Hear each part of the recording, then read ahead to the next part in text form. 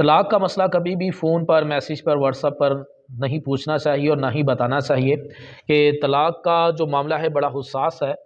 طلاق اگر ہم اس کا فیصلہ جب تک تمام فریقین مفتی صاحب کے پاس بیٹھ جائیں، پوری گفتگو سننے کے بعد ہی اس کا فیصلہ ہوتا ہے۔ ایک ہے طلاق کا کسی سوال کا جواب دینا، اور ایک ہے فیصلہ لینا۔ تو فیصلہ کبھی بھی جو ہے نا فون کال پر اور واٹس ایپ پہ کبھی بھی نہیں ہوگا۔ اگر آپ نے کوئی ایک مسئلہ پوچھا واٹس ایپ پہ، فون پر، تو اس مسئلے کا جواب تو کوئی بھی عالم صاحب، مفتی صاحب دے دیں گے، لیکن اصل میں وہ طلاق کا فیصلہ نہیں ہے۔ تو تمام جتنے بھی ناظرین ہیں، عوام ہیں، اس سے گزارش ہے کہ کبھی بھی جب طلاق کا معاملہ ہو تو فون کر کے یا واٹس ایپ کر کبھی بھی طلاق کا مسئلہ نہ پوچھے، اور اس کو اگر مسئلہ پوچھ لیا ہے، انہوں نے جو جواب دے دیا، اس کو کبھی فیصلہ نہ سمجھیں۔ اور جو ائمہ کرام، علماء کرام طلاق کا جواب دیتے ہیں، ان سے میری گزارش ہے کہ آپ انہیں یہ ضرور کہیں کہ آپ نے جتنا سوال کیا یہ اس کا جواب ہے، یہ فیصلہ نہیں ہے۔ کیونکہ طلاق کا اصل فیصلہ اس صورت میں ہوتا ہے جب تمام فریقین کی گفتگو کو سن لیا جائے۔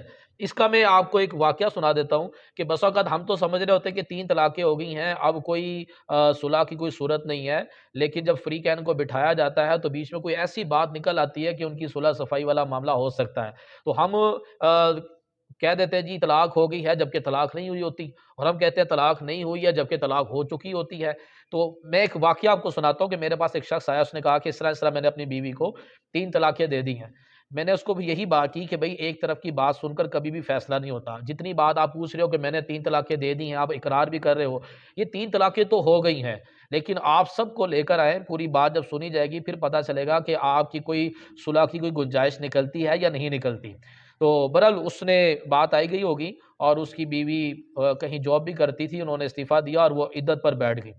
چند دن گزرے تو ان کا آپس میں صلح کرنے کا ذہن بنا، اور پھر وہ سب لوگ مفتی صاحب کے پاس جمع ہوئے۔ تو جب وہ ساری گفتگو، پورا ایک سینیریو بیان ہوا، پوری ایک سٹوری بیان ہوئی، تو اس میں یہ بات نکلی کہ اس بندے نے 3 طلاقیں دینے سے پہلے ایک صریح کفر بولا تھا۔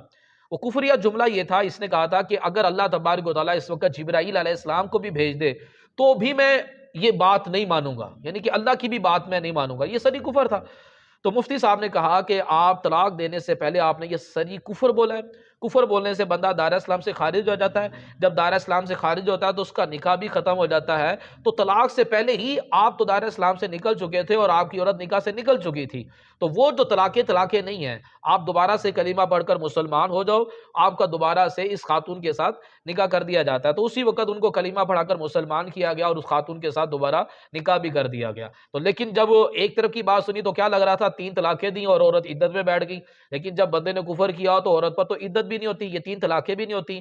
تو میری آپ تمام سے گزارش ہے کہ آپ سوال کا جواب تو دے دیں جو ائمہ علماء ہیں، لیکن ساتھ انہیں یہ کہہ دیں کہ یہ صرف جتنا سوال ہے اتنا جواب ہے، یہ فیصلہ نہیں ہے۔ فیصلہ اس صورت میں ہوگا کہ جب سارے فریقین بیٹھیں گے، ان کی گفتگو سنی جائے گی، پھر پتہ چلے گا کہ آیا کہ طلاق ہوئی یا نہ ہوئی، اس میں صلح کی گنجائش ہے یا نہیں ہے۔ یہ سارے معاملات اس وقت ہوں گے۔ اللہ تعالی ہمیں عمل کی توفیق عطا